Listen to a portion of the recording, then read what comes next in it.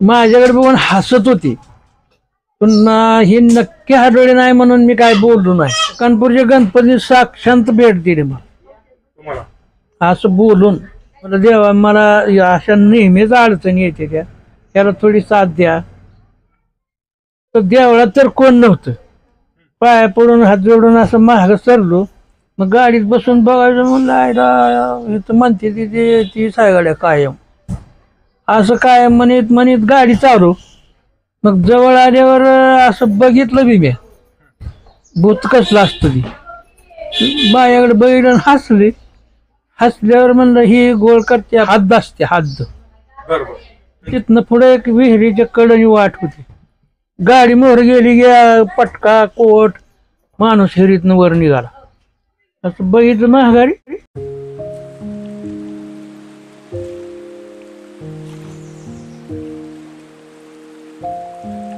आता ते पंढरपूरने येत होतो, ते कोल्हाटणी हिर म्हणून ते विहिरीवर हाडोळीन उभा होती. हाडोळीन म्हणजे बाई उभा होती. ती बाई माझ्याकडे बघून हसत होती, पण ही नक्की हाडोळी नाही म्हणून मी काय बोललो नाही. माझी गाडी पुढे गेल्यावर ती महागाई यायला लागली. 1 किलोमीटर महाग आली. येडा आहे म्हणजे तुला काय ज्ञान नाही काय म्हणून तू मुकाट्या चाललाय. बोल 2 गोष्टी, तेवढ्यात ती संपली. त्याच्या पुढे एक फारलंगभर गेल्यावर सुरुवातीपासून प्रसंग सांगा. तुम्ही कुठं होता, कुठून कसं गेला, कुठनं तुम्ही कुठं आलता, सुरुवात कशी गेली, जायचं कुठं बाजारला गेलता बाहेर? नाही गोपाळपूर राहायला होतो. तुम्ही गोपाळपूर राहायला रान केलत. त्या रानातनं इकडे भिजवायला इंजिन आणायचं म्हणून रातचं निघालो. रातचं निघाल्यावर गोपाळपूर नाका बंदी होती तेव्हा. मग त्या नाक्यावर गाडी उभा केली त्यांनी. म्हटलं अंधार आहे, कुठं चालला तो? म्हणलं अशी नडाय बाबा, जाऊ दे मला माझ्या कामाचा घोटाळा. जरा उभा केलं म्हणले, बघा येड्यासारखं कुठं तू चाललाय लागा. सोडलं त्याने, आपलं घसट होती रोजचे. आलो तिथनं निघून पुढं ह्या इष्टे नाल्यावरच्या रेल्वे नाल्यावरनं पुढे आलो. तर रेल्वेचं फकाट पडलं होतं. रेल्वेच फकाट पडल्याला त्या माणसानं फकाट काय उघडं ना. मी गाडी काय तिथनं हलव ना. रामाला गाडीनं सिटी दिलेली आहे, जाऊ नको तो. मग अर्धा तास तिथं थांबलो. तिथनं निघालो मोर पकानपूरच्या गणपतीला आलो. ही बाई गेली माघारी. पकानपूरच्या गणपती साक्षात भेट दिली मला तुम्हाला असं बोलून. पण कधी होत तेव्हा काय बांधकाम हे काय नव्हतं. चालणं होतं. गाडी उभा केली ना, म्हणायला जवळ न जा, कसं मुकाले जायचं. गेलो, हात पाय धुतलो तेव्हा हापशाला पाया पडलो. म्हणलं देवा, मला अशा नेहमीच अडचणी येते त्याला थोडी साथ द्या. तर देवळात तर कोण नव्हतं. पाया पडून हात जोडून असं महाग सरलो. पाठीमाग म्हातार बसल्या. ये म्हणलं जरा. गेलो, उभा राहिलो. आता तुझ्या अडचणी नेहमीच राहतेल्या, पण दूर होत्या. पण तू नेहमी अडचणीतच राहशील. परंतु ते आता हे देवान तुम्हाला साक्षात्कार दिलाय का? साक्षात समक्ष असं बोलून. मग मी म्हटलं मला देव बोलला पाहिजे. हो, बरोबर. त्या म्हाताऱ्याला म्हणलं मला देव बोलला पाहिजे. चाटकन दावलं की देव आहे म्हणलं, संपलं. काय मग साक्षात तिथं मला बोलला देव. गणपती साक्षात्कार दिला. हा प्रसंग जेव्हा झाला तेव्हा तो हटवून तुम्ही म्हणला, तो झाल्यानंतर झाला का त्याच्या? नाही ही माग गेली हाडोळे. म्हणजे कसं गाठ पडली हाडवून ती सांगा आम्हाला. वाटणी येताना बैलगाडीत होतं, गाडीत बैलगाडी घेऊन येत होतो. आणि अशी ह्या साईडला उगवतीला हिर होती.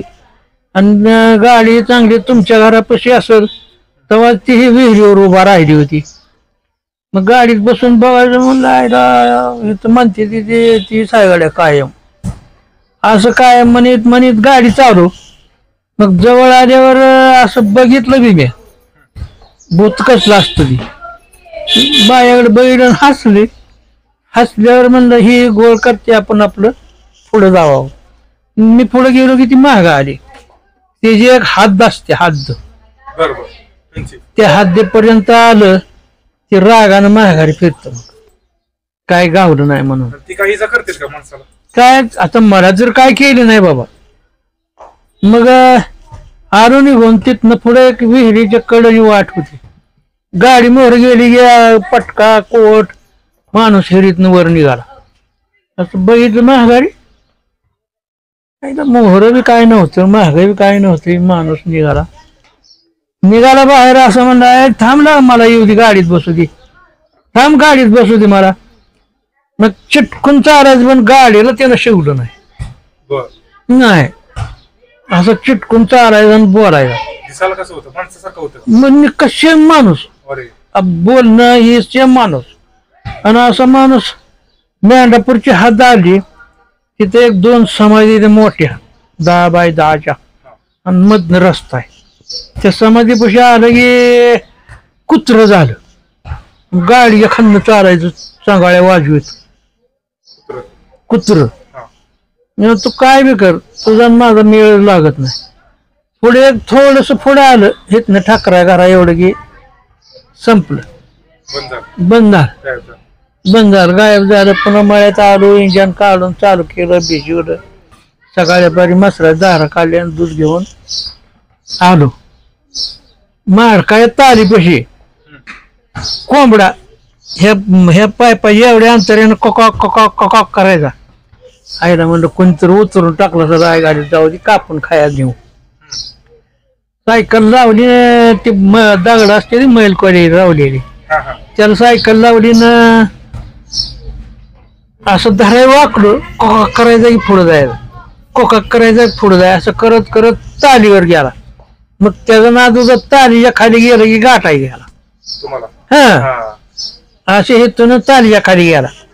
खाली जाऊन कोकाक कोकाक करायला लागला. म्हणलं आई गा जावा, आम्ही नाही तुमच्या मागं लागत. मी माघारी आलो की ते अजून मोर सडक याकडे चालायला लागलो. मग तो म्हणजे कोंबडा जो असतो तो कोणत्या प्रकारामध्ये येतो? तो उतरून टाकल्यामध्ये येतो का कोण? शेम कोंबडा. प्रेत असं रूपांतर घेतो कोणत्या ह्या गोष्टी? शेम कोंबडा, आपल्या पाळलेल्या कोंबड्यासारखा कोंबडा.